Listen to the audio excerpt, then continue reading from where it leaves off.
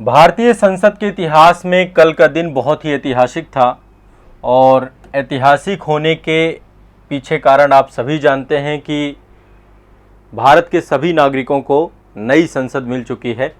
हमारे देश के चुने हुए प्रतिनिधि अब भारत की नई संसद में बैठेंगे, नए सदन में जो है भारतीय। कल आपने देखा अभी इस समय संसद का विशेष अधिवेशन बुलाया गया था और जो ये विशेष अधिवेशन है 18 सितंबर से प्रारंभ हुआ है। कल 19 सितंबर को जो हमारी पुरानी संसद थी उसका नाम संविधान सदन रख दिया गया है, क्योंकि वहाँ पे संविधान का निर्माण हुआ है, देश के आज़ादी की साक्षी है। 1931 से जो है वो संसद जो है लगातार कार्यरत है और देश की आज़ादी की गवाह है और 75 वर्षों तक देश के शासन प्रशासन को व्यवस्थित और सुचारू रूप से चलाने की गवाह है। और ऐसे में देश के आज़ादी के अमृत महोत्सव के काल में, अमृत काल में देश की नई संसद जो है मिल चुकी है। और कल जितने भी संसद सदस्य थे, हमारे देश की केंद्रीय विधायिका थी, जिसमें से लोकसभा और राज्यसभा, ये दोनों सदन जो है नई संसद भवन में कल चले। कल पहला दिन था। अब चूंकि पहला दिन था तो पहले ही दिन में लोकसभा में एक नया विधेयक आया है और ये बहुत ही सकारात्मक पहल है। काफ़ी लंबे समय से इसकी मांग चल रही थी। देश के आज़ादी के पहले से लेकर अब तक एक लंबी जो है मांग, ठीक है, महिला आरक्षण को लेकर के चल रहा था, जिसको लेकर एक बिल प्रस्तुत किया गया है। वैसे संविधान संशोधन बिल है, इसका नाम रखा गया नारी शक्ति बंधन बिल। तो आज के सेशन में मैं आपको, देखिए अभी बिल के बारे में डिटेल चर्चा तब हम करेंगे जब लोकसभा में इस पर विस्तृत चर्चा होगी और लोकसभा से पारित हो जाएगा। ये बिल लोकसभा में लाया गया है और नए संसद भवन के पहले ही दिन ये ऐतिहासिक निर्णय लिया गया है। देश में लोकसभा और राज्य विधानसभाओं में महिलाओं के लिए 33% सीटों के आरक्षण को सुनिश्चित करने वाला बिल पेश किया गया है केंद्रीय मंत्री हमारे अर्जुन राम मेघवाल जी द्वारा। तो ये एक बहुत ही हिस्टोरिकल मोमेंट था और सबसे बड़ी हिस्ट्री यही थी कि संसद का पहला दिन था और संसद के पहले दिन पे ये आप देख सकते हैं हमारे कानून मंत्री हैं, ठीक है, केंद्रीय मंत्री अर्जुन राम मेघवाल जी, इनके द्वारा महिला सशक्तिकरण की दिशा में बिल पेश किया गया है। और बिल का नाम मैंने आपको बताया, आप सभी लोग बिल का नाम जरूर लिख लीजिएगा, नारी शक्ति बंधन बिल। ये एक संविधान संशोधन बिल होगा, क्योंकि संविधान में प्रॉपर जो है इसको लेकर के प्रावधान किए जाएंगे और ये 128वां संविधान संशोधन विधेयक है। जब ये पारित होगा तब इसका क्रम देखेंगे कि कौन सा क्रम बनता है, लेकिन अभी 128वां संविधान संशोधन विधेयक है। वैसे लागू कब से होगा इसको लेकर के अभी स्पष्टता कम है। जहां तक ये जानकारी मिल रही कि ये लागू होगा जब नया परिसीमन होगा 2026 में। आपको पता है कि लोकसभा की सीटें बढ़ जाएंगी वैसे भी, तो तब से लागू होता है या 2024 के चुनावों में लागू होता है, इसको लेकर के स्पष्टता हमें तब मिलेगी जब विधेयक पूरी तरीके से पारित हो जाता है तो उसमें क्या प्रावधान किए जाते हैं, ठीक है। तो नए संसद भवन के पहले दिन ही एक ऐतिहासिक निर्णय लिया गया है और इस ऐतिहासिक निर्णय में जो है देश में लोकसभा और राज्य विधानसभाओं में महिलाओं के लिए 33% सीटों के आरक्षण को सुनिश्चित करने वाला बिल पेश किया गया है और इसको पेश किया है केंद्रीय मंत्री अर्जुन राम मेघवाल जी के द्वारा, ठीक है। जैसे कि प्रधानमंत्री जी का कल उद्घोषण आप सभी ने सुना होगा, उसमें प्रधानमंत्री जी ने कहा कि भवन तो बदल गया लेकिन भाव भी बदलना चाहिए। हमें वो सारी चीज़ें जो अभी तक रुकी हुई हैं, क्योंकि इससे पहले देखिए 2010 में राज्यसभा से विधेयक पारित हुआ था, लेकिन फिर वो लोकसभा में पारित नहीं हुआ था और फिर चुनाव हो गए। चुनाव के बाद जो है फिर वो विधेयक आपका गर्त में चला गया। अब फिर से एक नई बहस चालू हुई है और नई बहस बहुत सकारात्मक चालू हुई है। लोकसभा में यदि ये पारित हो जाएगा तो राज्यसभा में कोई व्यवधान आएगा नहीं। देखिए वर्तमान में लोकसभा की 543 सीटें हैं, ठीक है, 543 सीटें। 545 हुआ करती थी, लेकिन आपको पता है कि एंग्लो इंडियंस की दो सीट थी, वो राष्ट्रपति मनोनीत करते थे। वो सीट अब आर्टिकल 331 है ना, उसको लेकर संविधान संशोधन किया गया और एंग्लो इंडियन का आरक्षण खत्म कर दिया गया है। तो वर्तमान में 543 सीटें हैं, ठीक है, सभी ध्यान रखिएगा।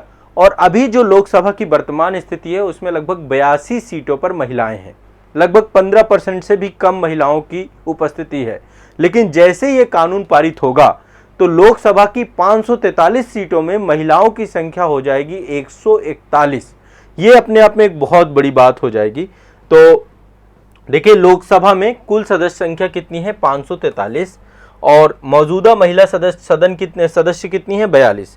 नारी शक्ति बंधन कानून बनने के बाद ये संख्या हो जाएगी आपकी 141, 81, माफ करेगा, 141 नहीं 181 हो जाएगी ये संख्या, है ना। लेकिन अब आप एक चीज समझिए कि अब ये कब से लागू होगा, क्या होगा। देखिए ये हमारी लोकसभा है, नई नवेली लोकसभा, है ना।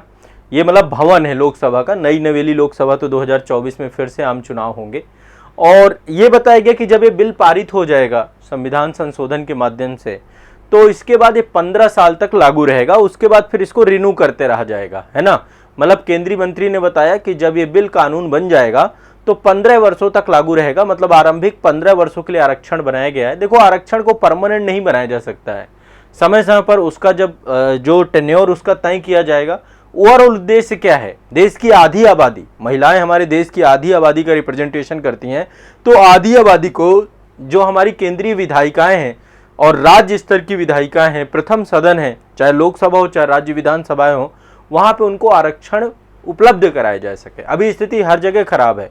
राज्यसभा में, लोकसभा में देखें तो लगभग 15% से कम महिलाएं हैं, राज्यसभा में यही स्थिति है, और राज्य विधानसभाओं में 10% से कम महिलाएं हैं। बहुत कम राज्य हैं जहां पे 10% तक महिलाएं हैं वहां पर।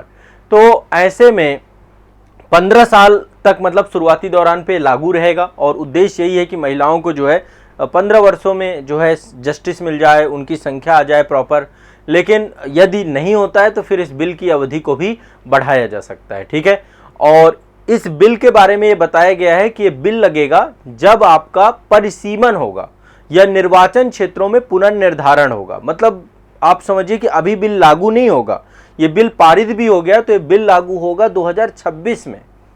ध्यान रखिएगा, ये बिल आज नहीं लागू होगा, 2024 में चुनाव भी होंगे तो मुश्किल है कि ये बिल लागू होगा। ये बिल लागू होगा 2026 में जब परसीमन आयोग आएगा।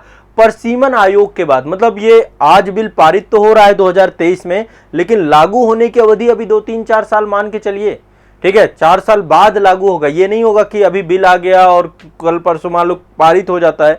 पारित कराने में सरकार को कोई बहुत बड़ी बात है नहीं, सरकार की कंप्लीट मेजोरिटी है लोकसभा में और राज्यसभाओं में, और संविधान संशोधन बिल है तो दोनों सदनों से जो है पारित होना अनिवार्य है, ठीक है। तो ये आपको ध्यान रखना होगा। मतलब अभी इसकी समय, अभी पारित होना पहला मुद्दा है, पारित होने के बाद, लेकिन एक स्वागत योग्य कदम है सरकार के द्वारा जिस तरीके से बिल लाया गया, बहुत ही स्वागत योग्य कदम है, ठीक है। तो लोकसभा और राज्य विधानसभाओं में जैसे आप लोग देखते हैं, अभी इससे पहले 73वां और 74वां संविधान संशोधन के तहत महिलाओं को 50% तक आरक्षण मिला है बिहार वगैरह जैसे स्टेट में। वैसे 33% आरक्षण का प्रावधान जो है स्थानीय निकायों में किया गया है ना।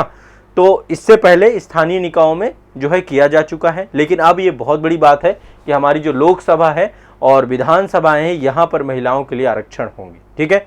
1/3 सीटें जो है। अब इसमें एक चीज और ध्यान रखिएगा, एक अभी विवाद और उठ रहा है, क्योंकि देखो इसमें जो आरक्षण की व्यवस्था है, इसमें जो टोटल आरक्षण प्राप्त होगा उसी टोटल आरक्षण के अंतर्गत 1/3 सीटें अनुसूचित जाति और अनुसूचित जनजाति की महिलाओं के लिए भी होंगी, यानी SC/ST महिलाओं के लिए भी रिजर्वेशन का प्रावधान है इसमें। लेकिन OBC महिलाओं को लेकर के अभी कोई इसमें चर्चा नहीं है, तो काफ़ी लोग इसको लेकर डिस्कशन कर रहे हैं। आप देख रहे होंगे काफ़ी सारे जो पॉलिटिकल लीडर हैं उनकी भी और पॉलिटिकल पार्टीज हैं उनके कमेंट्स आए इस बिल को लेकर के। तो 33% आरक्षण की व्यवस्था जो है यहाँ पे लागू होगा। और एक चीज ध्यान रखिएगा, राज्यसभा में लागू नहीं होगा, राज्य विधान परिषद जहां पे वहां नहीं लागू होगा, ये सिर्फ लोकसभा और विधानसभाओं के लिए है, इतना याद रखिएगा, ठीक है। तो ये आपका क्या है, 128वां संविधान संशोधन विधेयक। क्या है आपका 128वां संविधान संशोधन विधेयक। नाम इसका जरूर रखा गया है, इसका नाम रख दिया गया नारी शक्ति बंधन बिल, ये ध्यान रखिएगा, ठीक है। 2010 में इससे पहले राज्यसभा में पारित हो चुका था, लेकिन संसदों के विरोध के कारण से लोकसभा में यह पारित नहीं हो पाया था। कई कारण थे, उसमें भी OBC आरक्षण एक बड़ा मामला था।